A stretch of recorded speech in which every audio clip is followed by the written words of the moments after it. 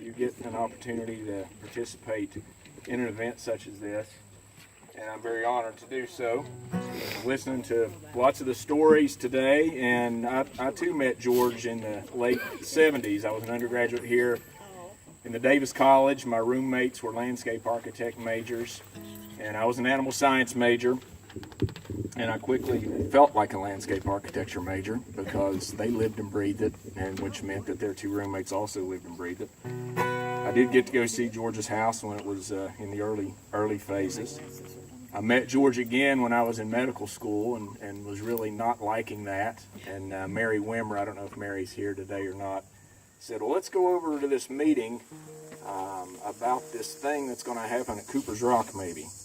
And George was heading that up, so I got to meet George again, and then over the years, just kind of got to meet him. I was talking about Florence Marrow today at breakfast with some other folks, and you just think about these visionary people that we have in our town, and we have some great folks, and you're one of them. Thanks, George. All right, let's see if we can get through this. You'll probably know the melody. Now, I got to talk for one more second. I'm sorry. Where this came from, George, was there's a lot of guilty people out here in the audience sharing stories. Some of them everybody might get. Some of the references, maybe only one or two people will get. And hopefully somebody will get something about everything.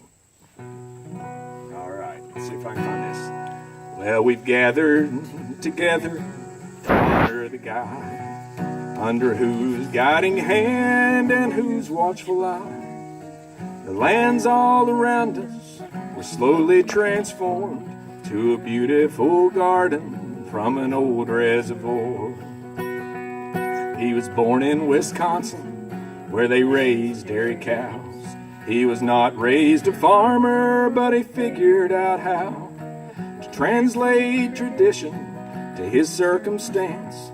That explains why you'll see him out milking the plants.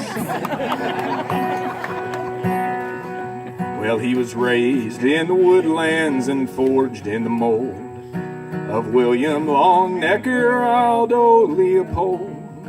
He schooled in Wisconsin and old Illinois, but was destined to wind up a Mountain State boy. And as a young man, he signed up for Uncle Sam's force. Being from the Midwest, chose the Navy, of course. Somehow he got time on earth-moving machines, and when it comes to the backhoe, he's really quite keen. Well, I've heard as a lad on the 4th of July, while kids shot their fireworks, George, he just sighed, not being content with those little snaps. He preferred bigger booms from the dynamite caps. George taught landscape architecture for years, mentoring students from far and from near.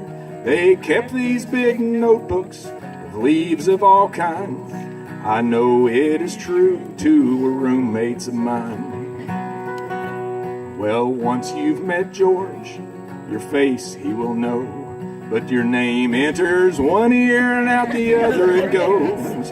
If you make it sound Latin, he'll get it down pat. He's great with the genus and species format. One morning while walking along the Tibbs Run, he noticed some places where work needed done. He called his friend Ellen, said, what are you doing? We've got to do something, this place is in ruins. Well, the next day he saw something that made his heart drop. He promptly called Ellen, get to the shop. The kiosk arrived, but you know it won't do.